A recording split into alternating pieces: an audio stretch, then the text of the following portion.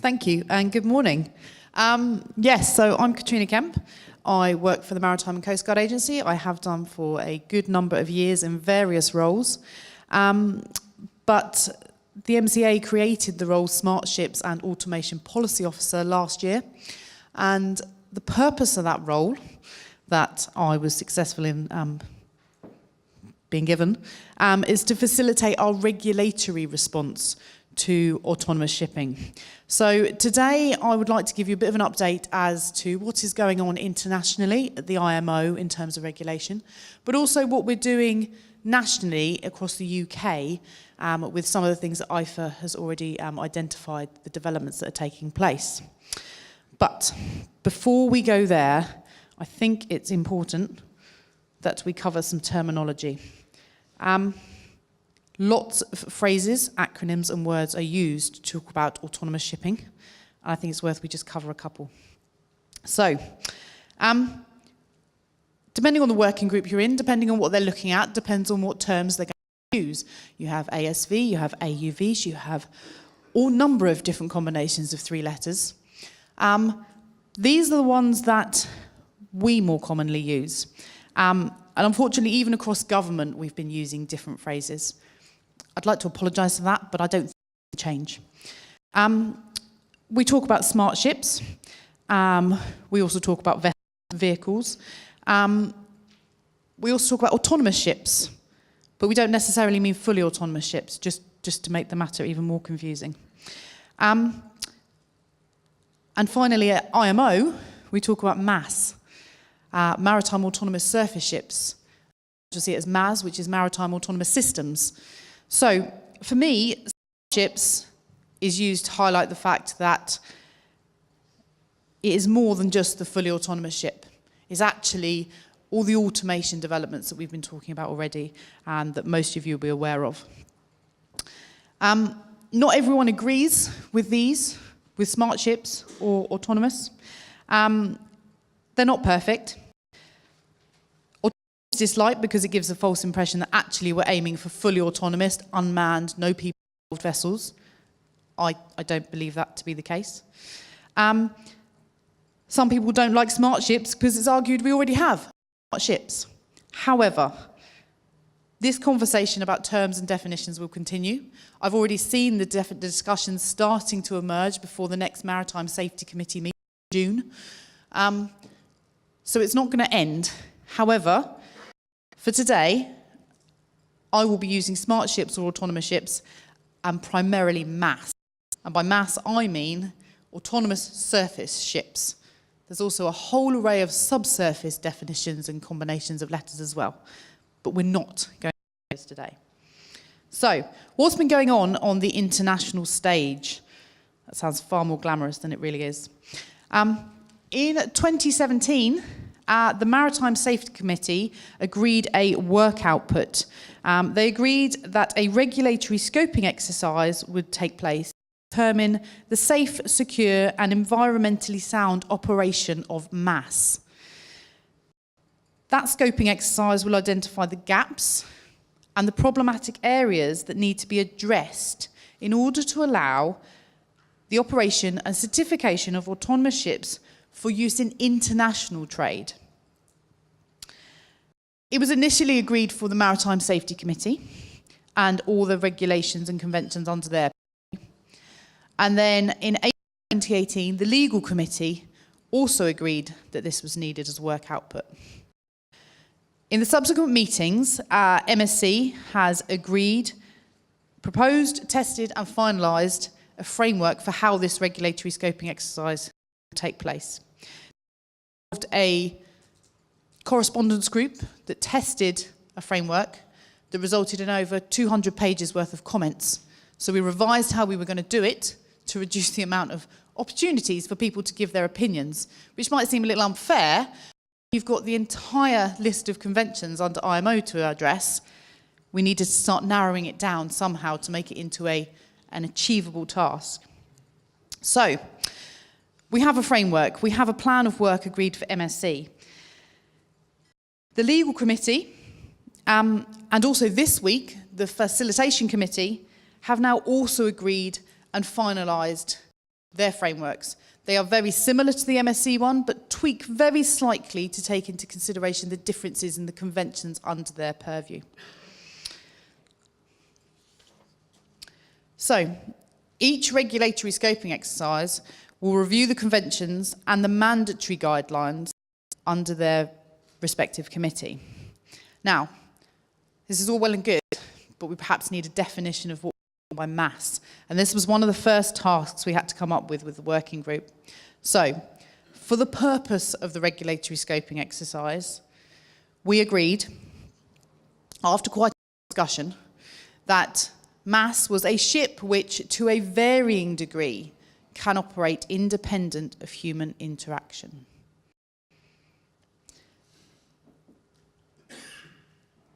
For us, this allows a range of options to be considered to ensure that when we're reviewing these regulations, we are not just looking at the fully autonomous, potentially unmanned or uncrewed vessel.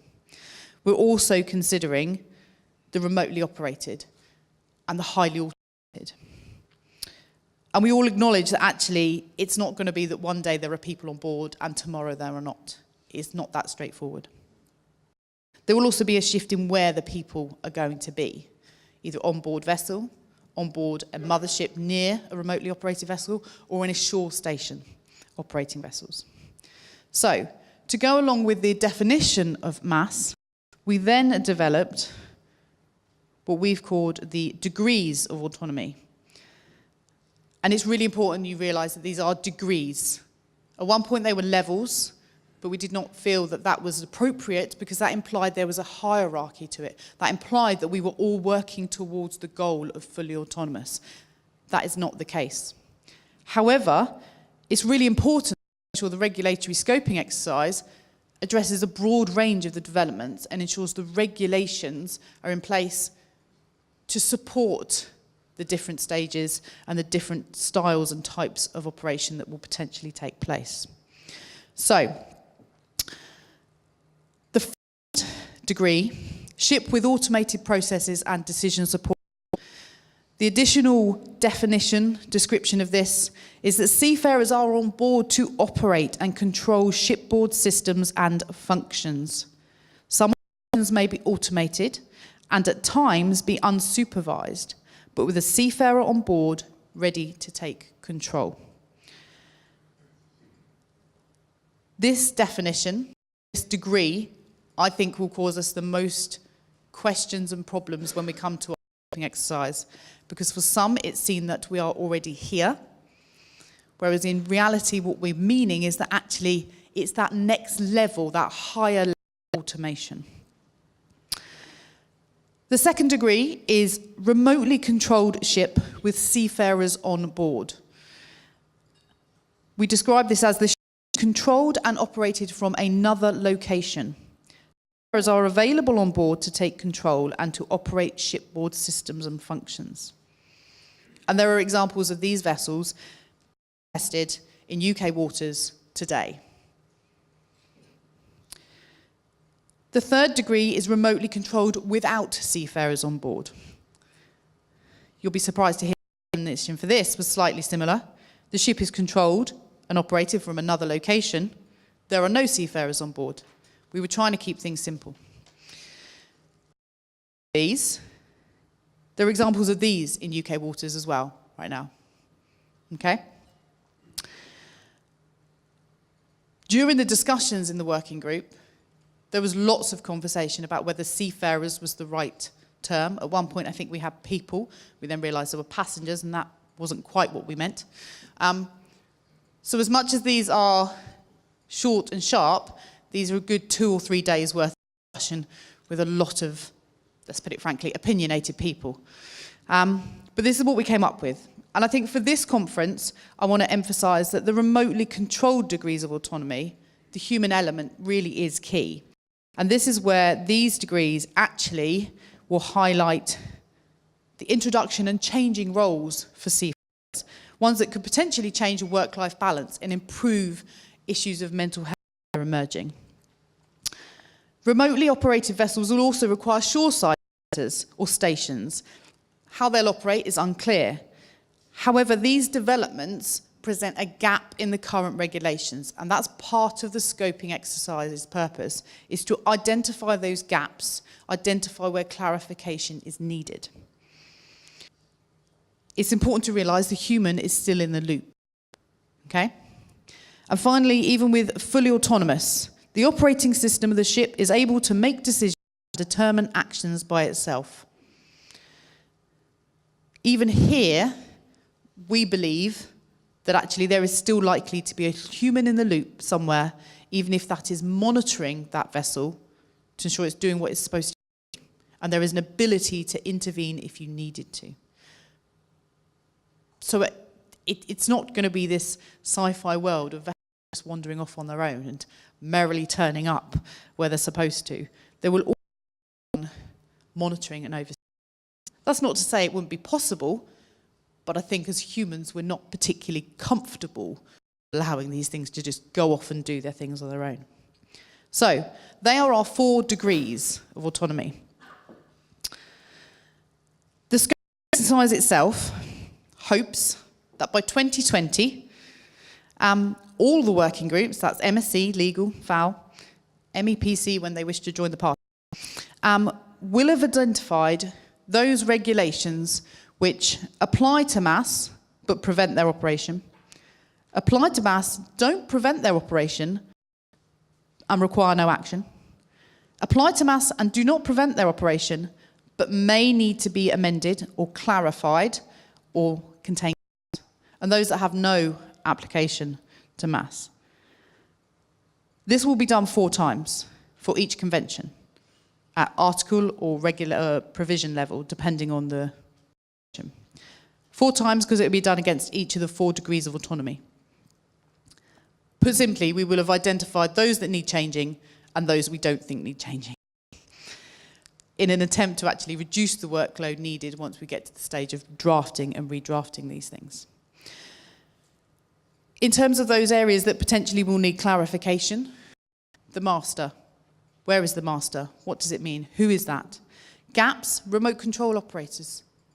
This is new. This wasn't considered when we first developed these. And I think it's really important to note that the purpose of the scope exercise is not to redraft the regulations at this stage. That's the next work output. So this isn't going to happen overnight. And once we've identified the areas we think we need to change, the working groups will then make a high-level suggestion as to the most appropriate way of addressing those. They're not saying it has to be done that way, but it's a suggestion that perhaps these could be addressed through equivalences. Maybe the existing instruments need amending. Or actually, maybe there's so many changes that a completely new instrument is needed. And it's part of that process of actually considering those options. However, as I'm fairly sure you're all aware, IMO, and I was warned this before I went to IMO works slowly. My word, is it slow? I mean, there's slow and there's glacial. So don't expect changes overnight. Once we've done, and to be perfectly honest, everyone in the room at the working group is working very hard to ensure we actually complete the scoping exercise by 2020. And those committees that have only just started their scoping exercise have already managed to essentially propose that they will keep up and bring forward their deadlines so that they will also be working towards 2020. However, that's all well and good. A good 10 years before we have some nice international regulations, I'm possibly being optimistic here, to allow mass to operate. But right now, this is happening in UK waters. Eve has already mentioned the Sea Kit. He's already shown you a nice picture of the yellow ASV. We already have oceanographic vessels doing research, the one on the bottom, this side. We then have the one in the middle is working on the civil hydrography project right now. And then we have developments of the grey ones from the more military perspective. And then the was another X Prize entry from Team Tau. So these are just examples of some of what is going on in UK waters. I say only some because at the moment there's no obligation to inform us actually happening, which is part of our dilemma. We quite like people to tell us what's going on so we can actually start a regulatory framework. All of these vessels so far are under 24 metres. And this is actually completely in line with developments across the world. There is the odd example. There's the Yara Birkeland you might have heard of. The coastal container ship that will run 13 miles along the north coast. At the moment, it's a 12-metre model. So right now, everything is actually 24 metres. The UK is up there with other players in this party. We're just very British about it, and we don't really shout about it very much. So that's what's going on. And we, as the MCA, want to be able to, and the Department for Transport, want to be able to enable and facilitate these developments and continue it.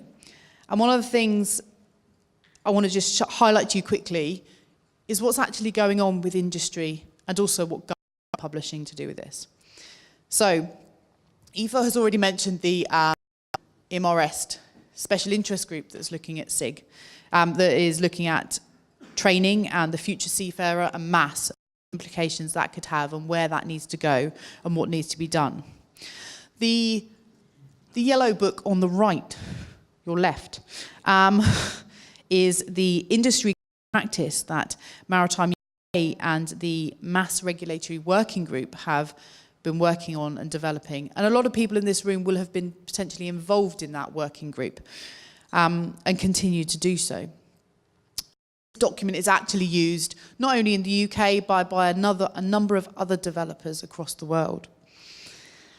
Then in government, in January this year, we launched Maritime 2050. And we also launched Technology and Innovation in UK route map, which had a focus on automation and autonomy, using the MASS or the smart ship as its example of where we could be going. The aims within these documents are that for Maritime 2050, they want to establish a centre for smart shipping. They also want to develop a shore station demonstrator and develop a Maritime Skills Commission. Now, to support all the proposals within that, the MCA applied for and won funding from the regulator Pioneer Fund. This was organised by BAYS for government regulators as a way of getting us to actually support innovation and think about how we regulate in a slightly different way. So we will be using the funding to support the development of MASS, but also to consider how we can change the way we regulate smart and autonomous shipping in the UK. And as part of this, we've established the Maritime Autonomy Regulation Lab. One of the things that came out of the discussions that led to Maritime 2050 was there was a lot of talk and requests for collaboration. And there was also a lot of talk and request for a regulatory framework. So the MAR Lab, as we're calling it, will be physically based at the National Oceanographic Centre in the Marine Robotics Innovation Centre. That means that we as government will be sat next to industry, whether that's those developing the vessels, those developing the sensors, but we will also be sat there with academics, looking at this from either an oceanographic perspective, but also from a perspective. So we get to be part of this collaboration. We're actually being involved and next to industry. Yeah, exploring innovative ways to regulate. How are other countries doing it? How is, for example, Norway, Finland, Denmark, those leading, what are they doing to within their national legal frameworks to allow this testing to happen, how allow this operation to happen? But also, what are other sectors doing? Yes, the Civil Aviation Authority and drones always come to mind. But actually, what's the finance industry that we could look at differently? What's the nuclear regulator doing that we could perhaps consider from how we innovate technologies and how we regulate new technologies, excuse me. Alongside this, we actually want to do a census of the current developments. What's actually going on? I only know what's going on by those people that come and ask me a question. see me at a conference and go, oh, maybe we should tell them about this. Maybe we should let Katrina know that we've actually put a vessel in the water and it's bobbing around doing something. So we want to know what's happening, because by knowing what's happening means actually we stand a chance of figuring out what we need to do and what we need to regulate. And also, I can go back to my bosses and go, actually, there's a lot more going on than we expect. We also want to explore the barriers. What's stopping you getting vessels in the water? Back on that picture, I'm not entirely sure there is a huge amount stopping people putting these vessels in the water. But we need to engage and actually identify the specific regulatory barriers to this. We want to produce some guidance and frameworks that will actually provide clarity and support these flagship projects in UK waters. Alongside this, the lab will also investigate requirements for autonomous shipping and how that can inform our position as regulators in this new data landscape. And each of these elements will help us to develop a national framework to support the safe testing and eventually operation of autonomous vessels in UK waters. And that not only includes the requirements on the vessels and the systems, but also the changes required in the training and the qualification of those operating these vessels. Yeah, Tony Brown, MEC.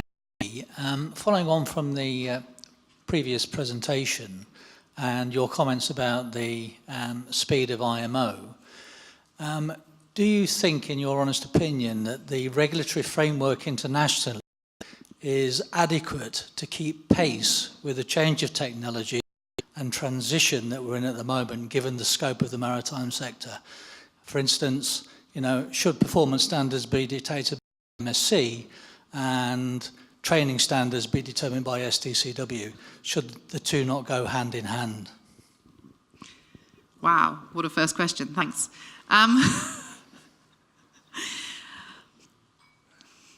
I think yes, possibly they should go hand in hand, and I think this is one of the things as part of I'll caveat this with my experience at IMO has been limited to what I've done within this role. But I think one thing that has emerged in our discussions at the working group is that when we review these regulations, we actually then need to look at it at a high level to identify those crossovers so that we don't just amend what's already there on its own in a little silo, but we actually think about the bigger picture and consider the implications of it across the board.